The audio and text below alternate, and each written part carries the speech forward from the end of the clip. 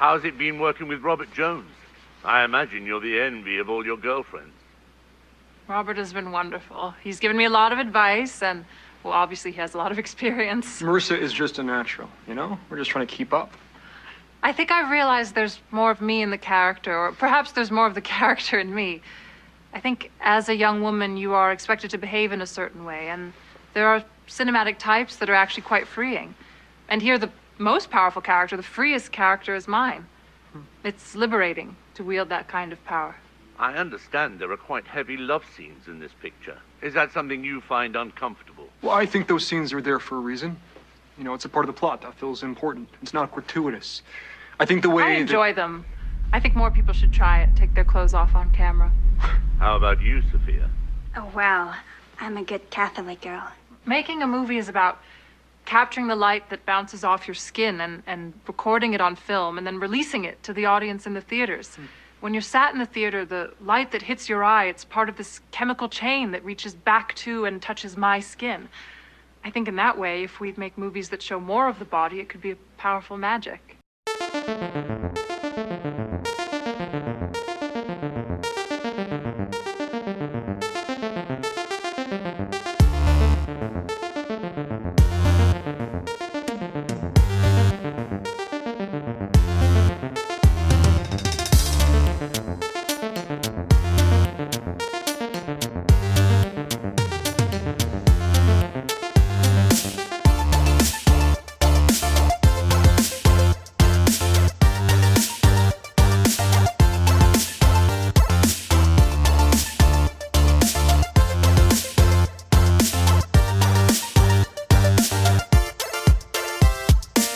Hello, everyone, and welcome to part 2 of the year-end Furidashi special, in which we do nothing that all of the other podcasts and blogs and whatnot are going to be doing. We're just going to kind of do the same thing we always do, but with year-end in the title.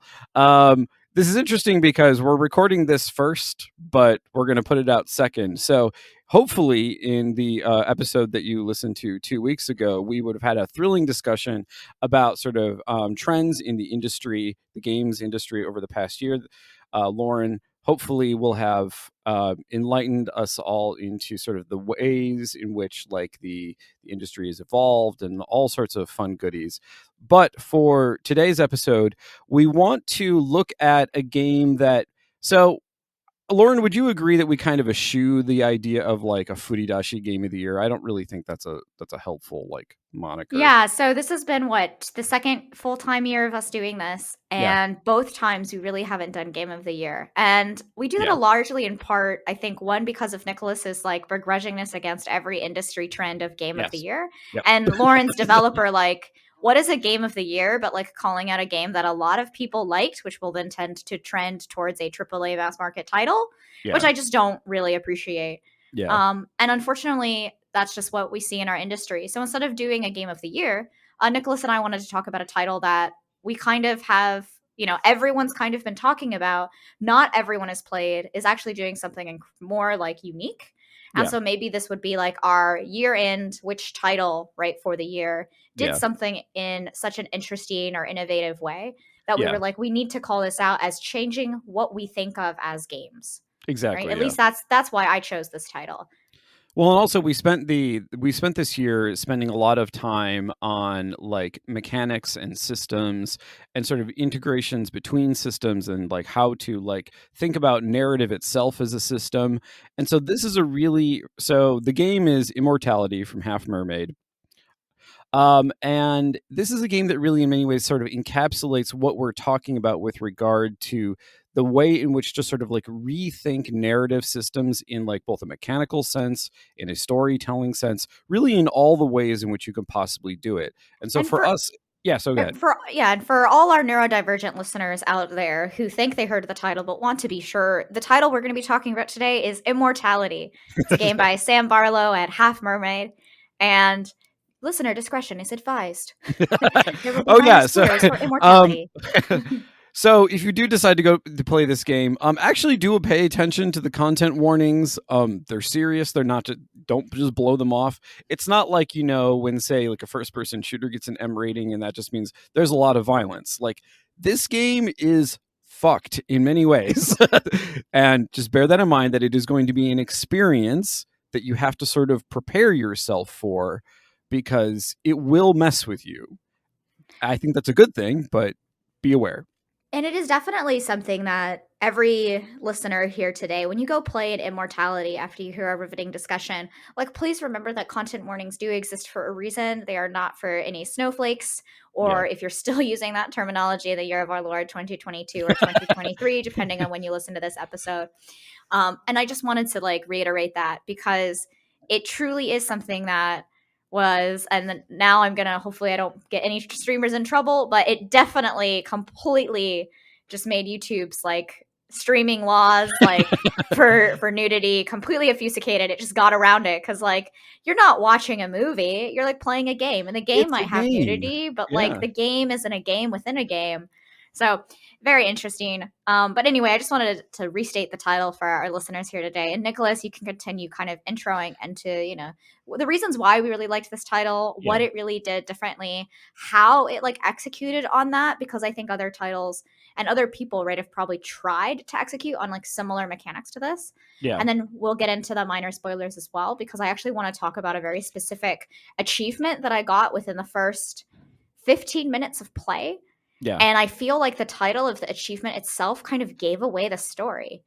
And I don't actually know enough about it. I think I know which one you're talking about. I don't think you know what. Maybe you do. We might. So we're gonna get into that at the end, because first of all, we'll spoiler that. Some background. There actually are a number of aspects of this game that are not terribly innovative, if you're familiar with other games that Sam Barlow has worked on. So after he left a AAA studio, the very first game that he produced was focused on video and film and the way in which you can do interesting things with video in a game. And that was Her Story. He produced another game called Telling Lies that was similarly used clips, but had different in fact, all of his games have underlying different narrative mechanics. And this is what I think is really important, because, for example, Her Story structures the clips as a form of research that you have to do. In other words, you're given a database, you have to search that database, you sort of remark upon things that are said in one clip, and then you do searches based on other clips. That's not how Immortality works at all. So even though there is this superficial similarity in terms of both games are about assembling clips into some coherent sense of what has happened in the past, the way in which you do it in each game is fundamentally different. And so let's Nicholas, I'm going to go ahead and break that down as well, since we are kind of on a topic of the first person perspective here, and we'll be moving to that in the new year. I actually want to talk about what Sam Barlow does really effectively with his studio and these narrative mechanics. Is that traditionally, when you think of a narrative mechanic, it is going to be a mechanic that drives the narrative forward. Now, in these games, we could shorthand all of these two mechanics because they're all about driving the narrative forward. Yeah. And I also think that a narrative mechanic could be something as simple as when you pick up a lot of loot and if there's flavor text, right? Yeah. Elden Ring is something that's definitely come up on the From the Software internet. Method of telling stories. Yeah, the From Software method of telling stories, right? But those are still narrative mechanics. They're still about piecing together things and creating them. And I want to call out Her Story versus Immortality here, that if you have played Her Story, you, the first person, you yourself, the player, are the avatar. You are the person clicking through these in a much way that I think last year we talked about a game that also did this very well, where you were playing the girl who was in Will Die Alone. And Will Die Alone, which also did this incredibly well. Another amazing game. If you guys have not played Will Die Alone, Will Die Alone, another amazing game here. So I just want to kind of show you that parallel, is that from a game design standpoint, recognizing that if they had played a character, or if you had played a researcher, that would have caused too much abstraction between you and the game. Yeah. So the interface of the game needs to be the character. Exactly, so the interface itself is a character, because you're the person you are the character. And that's how these games can really get to you, because you're Yeah. like, the only reason why this story is happening is because I am here.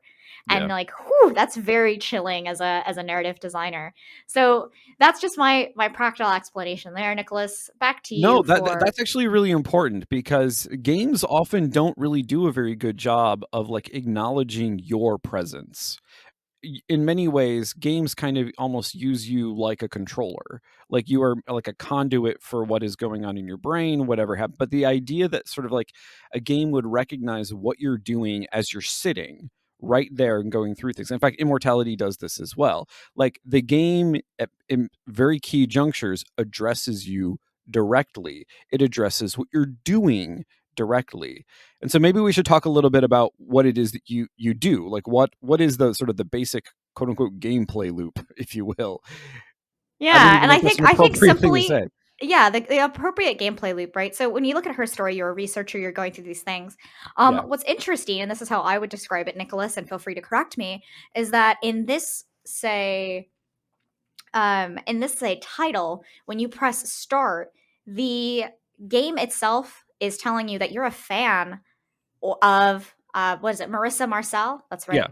Yeah. Of Marissa Marcel's work, or you wanted to be a fan of her Yeah. work, but the movies were never released, and you're so interested that you were somehow able to get this computer program or this computer software that allows you to scrub through all of the film so that now you can actually figure out what happened. The issue is Yeah. that the database is completely jumbled.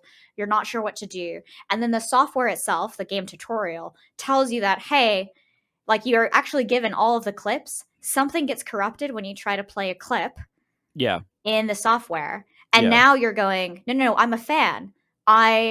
It's interesting. I'm a fan of the Sam Barlow method. I'm a fan of this person. I'm a fan of the software. You're actually encouraged. Like that's like the position that you've been put in. And so Yeah. what's interesting is I don't really know, right? Marcel, or Miss Marissa. I guess Yeah. I don't know the characters that I'm really like clicking on. But what's interesting is it gets corrupted, and suddenly you start to realize like this was the point from the beginning, was Yeah. that it was going to get corrupted. It wasn't a database of the film. It was like trying to show you something else. Now, I actually Yeah. need to caveat this with I haven't finished the game. Yeah. But I think this key point, and Nicholas has, Yeah. I think the key point of this, what I'm trying to say here, is that if her story, you're a researcher and you're like, hey, this is your mission to do this. In this, it's a weird twist of your self-motivated mission. You're the player who wanted to do this anyway. And Yeah. so I would say it's more self-motivated than your dean of the college assigned you to research this case or whatever. True, but so without spoiling her story, you come to discover after the fact that it was motivated. But yeah, when you're playing the game for the first time, you actually don't understand the ways in which it is motivated. But yeah, like I don't when you- understand the ways in which it was motivated, but like from Yeah. the first two text boxes of tutorial and like reading the newspaper article, Yeah. I like immediately knew that I was the one that wanted to investigate it. And maybe Yeah. now maybe I feel like I've spoiled it for our readers because Yeah.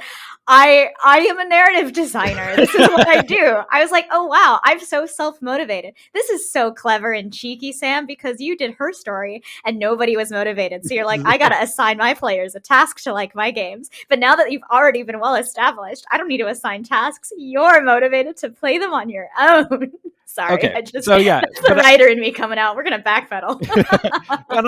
but on a basic level, so what you're doing, what is different between her story and Immortality is that what you're doing mechanically in Immortality is much more like editing, and you actually have to think about the game far more in terms of editing, because the primary means by which you make connections between clips is not through the transcript, which is how it works in her story, but through a series of jump cuts. So in other words, you actually have to think about the relationship between the possible relationship between clips in terms of this very basic film editing technique.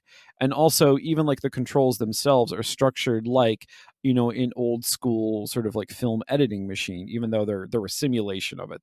They don't work quite the same way. And then there are other aspects, especially, so the game actually makes really interesting use of haptic feedback. You don't have to play it with haptic feedback because the thing that is signaled by like the rumble of the controller is also signaled by certain very subtle sound cues, which is actually how I played it. I played it completely without haptic feedback. I did it entirely through the sound cues.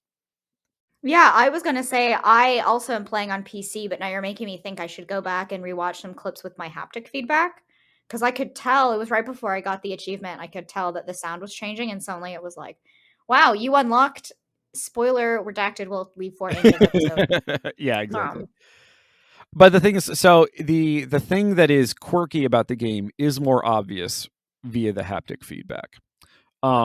Because like, so okay, without getting into exactly what happens, because I really kind of want to avoid spoiling it as much as possible, even recognizing that we're probably going to have to at some point.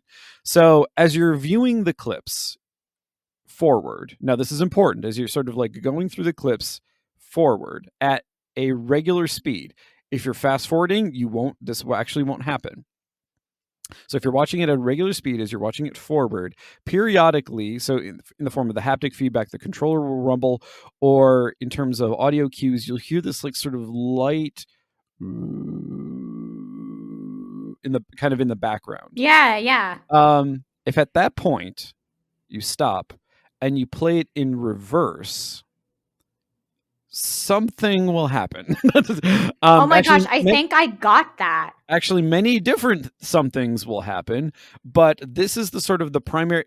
So this is what I mean by sort of like the primary, like mechanical, I guess you could say, envisioning is based on editing, because you have to think about all of these aspects of film, both in terms of like how you move forward, how you move back, like all of that stuff is sort of like the mechanical structure of how you interact with the game. Right. So let's break this down into its specific mechanics Nicholas has called out here, and then I can freak out at the end of that. So the first step in when you do film editing and you scrub footage, to scrub literally just means to clean, right? Yeah. You're cleaning it. So when you do that is you have forward and reverse, right? Yeah. Pause and play. So those are two different actions. Right. Yeah. And that's just easy. And then you could say cut. You could actually, in real film editing, you'd edit it. You would cut the film. So in this case, they've taken that mechanic away, and that's part of the system. All of the film's been cut for you. Well, you have the cut mechanic in the form of, the way in which you sort of like click on. Yeah, you have the cut mechanic when you can click on into things. And that's what we'll call it the oculus or the eyeball, right? Is that when you click on that, you hover over key elements in the scene, and those elements will actually give you to other people's elements. And it could be characters, but it could also be props. Yeah. And so when I was actually watching Immortality and watching a gameplay streamer, he clicked on people's faces and got to a very naughty scene that I was like, I just don't want to start my day with that right now. So I'm just going to click on objects, nice, simple objects, which obviously led to more content warning sex scenes, but at least there was like a little bit more decency there.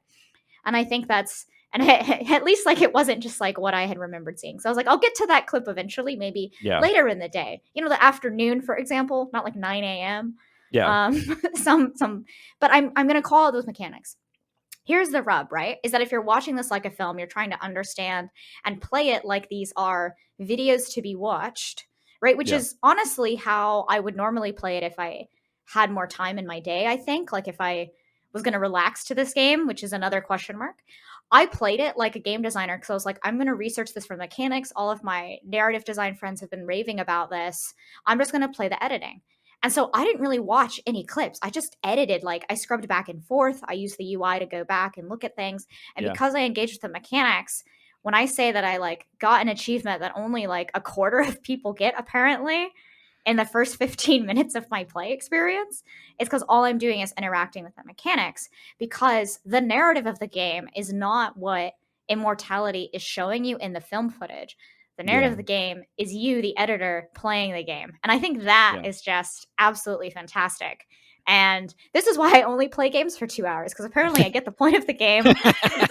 And then but I will be playing this more thoroughly because I'm actually very interested in that mystery of this achievement that I've gotten that's telling me some sort of crucial plot, I think. Yeah, and definitely the narrative content is it's wackier than both like Her Story and Telling Lies. Like both Her Story and Telling Lies have a very sort of like they're fundamentally realism. Like even though there is a bizarre I'm going to call it relationship at the center of Her Story, it's still fundamentally grounded in things that could have actually happened. Immortality let's say, stretches that notion to a very large degree. But going back to something that you said about sort of like not watch, in other words, you do actually, even though it's based in film, even though we're talking about films, we're talking about clips, we're talking about video, strangely, if you treat the game like a video, you're just not really gonna understand how it works, and probably not really understand what you're supposed to do. But strangely, if you treat the watching of these videos like a game, in other words, think about the sorts of things that people do in video games. They try to jump up in places where you're not supposed to jump onto. They try to like collect this thing that's on the other side, like things that in games, the sort of the way in which you're sort of enticed to do things that, you know, an ordinary human being is not supposed to do, and, you know, more superhero focused games, or to sort of solve mysteries, or to sort of find bizarre Easter eggs, like that's not really how you watch a movie. At least that's not how most people watch movies. Yeah, and I think this is kind of getting into, you know, what we talked about, or what we will talk about in our previous episode, but especially when you look at like escapism, right? And dealing with like burnout or industry trends, or, you know, you just want to play a title and you look at mass market appeal titles, there is a level of escapism there. And there's a level of, I don't want to be in reality. Even if I'm playing a game set in reality, it's not real, right? I'm not real in that game. Yeah. And there's something really interesting when we talk about something that, let's say, is grounded in a world that could have potentially happened, right? Versus grounded in a reality in which the certain confines of what we determine as real versus not real, right, are now in question. Like, you can tell that reality isn't real, if that makes sense. And that's kind of part of the simulation. It's part of the design. And so I think there is something to be said for like, the reason why Nicholas is saying the world affords you the ability to go, hey, I want to jump on top of that building, is because video games kind of train you logically to kind of think outside of the box of what you as a human are physically capable of. Because games give us the ability to physically and mentally be capable of other things, like jumping on top of the Pokemon Center so that you can farm walking points for one of your Pokemon, for example, to get it to evolve. Not specific at all, but that's those types of things, right? Yeah. So. And so, okay, then I think with that in mind, Sorry, we do this just because I wanted to make sure that the point, listeners, the reason why I'm bringing that up is the point stands that the mechanics of this game, we don't have jumping on top of a Poké Center. Okay, we don't have jumping. Yes. Right? We don't have running around. But the mechanics are, if you scrub this like a film editor, you might get frustrated because this isn't film editing. No. But if you're a video gamer and you're like, look, I'm tired of watching this clip. I know there's something here. I'm just going to reverse it. I'm just going to do crazy things. Oh, I found something new. Oh, I'm going to reverse it and do something weird. And oh, click on the thing that just happened, like, while I was reversing it, right? Yeah. Like, yes, like that type of stuff. You see, that's kind of what we're talking about here, is that mindset, that first person connection that you're feeling here. So Nicholas, now you can give your point. I just want to make sure that point was really clear, and I don't think that I had made it as clear. I think so this is a segue, because the other really important aspect, I mean, this is true of all of Sam Barlow's games, but I think it is especially true of this one, is that the performances within the game are on point. Like, the actor, like none of these are known actors. I didn't recognize any of these actors personally. Maybe I should have. But this is a kind of game that, even more, because, you know, we talk a lot about sort of like, you know, the importance of like voice acting, especially like in the AAA space. But in this instance, like, this game would suck if the performances were like stiff and wooden and uninteresting. And the sort of, what's kind of odd about it is that the clips that you put together are clips from 3 films, plus there are clips of like interviews and also like outtake footage and so forth. And each of the 3 films, is a whole ass film. And so, like, they had to make a whole ass film, chop it up into bits, another whole ass film, chop it up into bits, and then sort of find like interesting sort of ways in which to integrate them.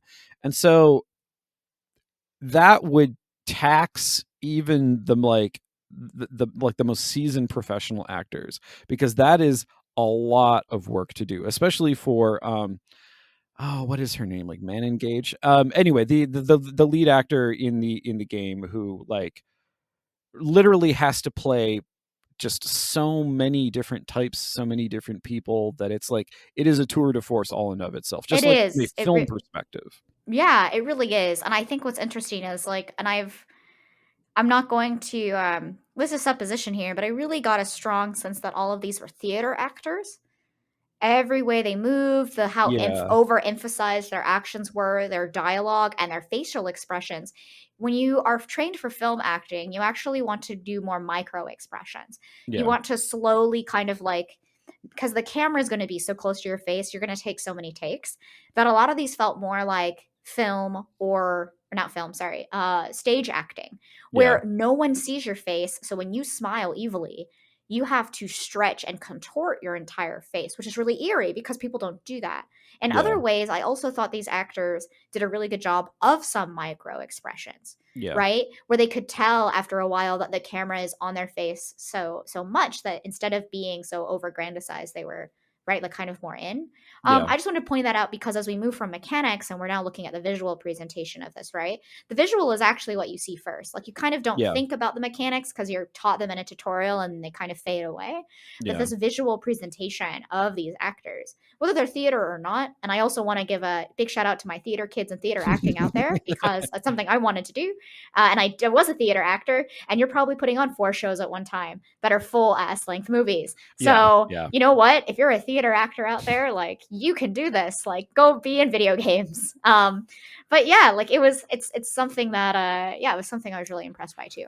Well, yeah, and the level of mellow, because the thing is like I mean, the game is extremely melodramatic. Like, I mean, it is high melodrama, which can come off as kind of irritating and maudlin if it's done poorly.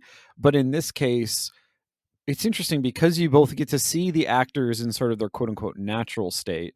And then when they're performing, or like when it's obvious that they're performing, or when it's literally just like a clip from one of the particular films, you see sort of like these levels of naturalness and artificiality. And so to highlight the point that Lauren is making, like that range, yeah, I really do think is more typical of theatrical actors than it is of movie actors, simply because movie acting, generally speaking, tends to be of a different kind, though not exclusively. So since we're running to the end of our time here, the last thing that I really want to highlight in this game is the way in which it, so we had alluded to this before, the way in which it sort of like constructs you as the player in your relationship to what you're seeing. And I mean, the sort of the most obvious way in which the game does this is when literally like certain characters seem to address you directly in that manner that Lauren just stated, in this sort of like really sort of like almost over exaggerated manner. Because the thing is, the game is as much about creating a mood and sort of like a feeling as it is about like the actual sort of, I guess you could say, mystery of it. Like the mystery is important in piecing these things together, but it's also about sort of like making, I would argue, making you feel a little queasy about what you're doing, about, and a little uncomfortable. And it's rare that a game can be both like interesting and immersive and uncomfortable at the same time. Like that's a rarity. No, I think that's the biggest thing that kind of drew me to the game before. It was interesting because I was thinking about playing it before you had actually played it, but then life happens, right? Yeah. And Well, yeah. just, You had mentioned it, and that's why I played it. I would probably not have played it if you hadn't mentioned it. oh yay! But also like, sorry, it's very queasy, and it's not just queasy because of like, so let's call it explicit content, like explicitly. No, yeah, it's not that. It's not that. It's the moments where it actually like dials that down. And you are just being talked to, or they're filming themselves talking to the camera. Let's say exactly. that. That's very vague. Yeah. And I think that like it's in those moments where you're like, oh, this is talking to a camera. But the camera is looking at you because the camera is you, because you're the camera. Yeah. And it's like, but you're not the camera. The camera is the character, right? But you're playing this camera and you're playing the person looking at all of this film. And in a lot of those moments, that's when I actually start heavy editing because I don't like being addressed in this weird, that's I think the queasiest moment for me. And I kind of want to address that because that's really to your point, Nicholas, right? Highlighting that It's about the perspective that the game puts you in order to look at these films, right? Films and outtakes and interviews and production processes are even there. Well, and the thing is, like, I mean, it doesn't necessarily, I mean, like, sexual content doesn't necessarily bother me. But if it bothers certain people, I do actually kind of want to make a case for why it's not just like being explicit for explicit's sake. There's actually one clip in which Marissa is being sort of interviewed about one of the films that she's working on. And she talks about the way in which film creates what she considers to be a physical connection between the actor and the spectator. And this is the way she describes it. She says, when I'm performing, the camera is capturing light, a material thing that bounces off of my body and recording it as an image. That image, then when projected, is itself projected light. And that light that sort of originated as, bouncing off of me is now being like reflected back onto you as you sit in the theater. Now, why do I bring this up? It's because when you see these extremely intimate, like sexual moments between characters, the way in which the game hypothesizes the relation, it's not assuming that you are just sort of like, it's not just a peep show. The idea is that you are expected to have an intimate, perhaps even uncomfortable connection to these things that are happening. In other words, the game, I'm going to say this in a really cute way, so I apologize. The game isn't just fucking with you. The game is fucking you in a certain sense. But again, I said, yeah, like I said, it's a little too cute. Yeah. And the reason why, so to come at it from an angle of like, I don't actually like viewing a sexually explicit content for the reason Nicholas actually highlighted, which is that it's a peep show. Like, I don't need to see that. Like, I can go to Seattle and go to their giant, I don't know, girls' warehouse or whatever that building was that was right next to the Amazon headquarters. Yeah. That's like one of my favorite moments of no, because it was great. I didn't actually go in, by the way. It just all happened outside. It was perfect. For another After Dark Furudashi episode. Reeling that back in. No, I don't like it because I don't like things that don't progress the narrative or don't try to create a connection with their audience. And I think I actually haven't seen the clip that Nicholas mentioned, but that doesn't actually spoil the game for me because there are so many clips to kind of scrub through that. Yeah. And only seeing one clip isn't enough to really understand the full story.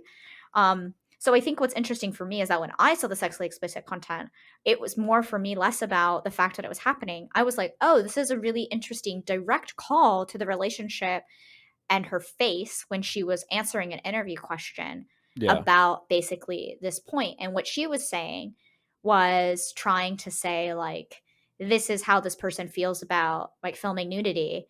Yeah. And that person, now hearing this clip, I'm now making the connection myself that, oh, that was actually completely opposite of why she was saying it was okay.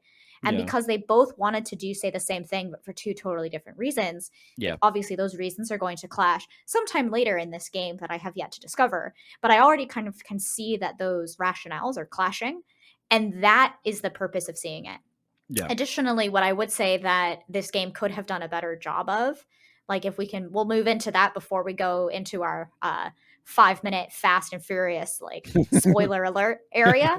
But to kind of wrap this in is what I wish this game could have done better for me is being more explicit with the content warnings in the tutorial itself and highlighting the fast forward or the reversed feature to be like, there is sexually explicit content.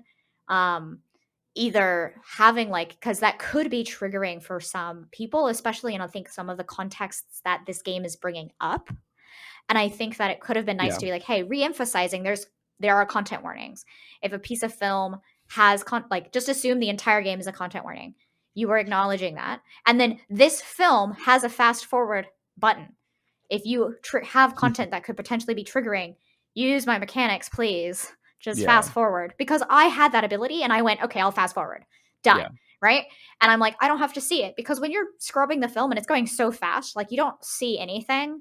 Yeah. And I was like, great. This scene that it's like you skip it on YouTube. Yeah. Sex scenes sped up generally just look kind of funny. they look funny and you don't even know, like you really don't know what's happening. You're like, what's going on? There's a lot of movement or there's no movement, which then in that case, like is all just a blur because I don't think that the game should have edited the content, like put in black boxes. Like, I Yeah. don't think that would have actually created the mood. But what I do think it could have done a better job mechanically and from a tutorial standpoint is at the very beginning, going in the tutorial itself, like, oh, by the way, like, maybe it would have kind of broken the fourth wall, and I get that a little bit, but going, Well, it's already hey, breaking the fourth wall. Why would that it's be a already, problem? exactly, it's already breaking the fourth wall. Why would it be a problem? I don't know. But I just think that's what it could have done better for me. Or like Is there even anything that it- or even address the discomfort directly. Like if your game is already addressing your player directly in some form, and it's designed in a way to like make them queasy or uncomfortable, you literally can just directly address it. Like you don't actually have to try and like do the artsy fartsy thing where it's like, oh, but that's the purpose of the game that you're supposed to discover. It's like, no, it's already arch. Like, just be more arch. It's just be fine. more arch. And I think that just be more arch, from Lauren Ash, that's what I would have preferred for your game. If you're already going, go all the way. Without being sexually explicit, though, if you're going, that's great. Sorry.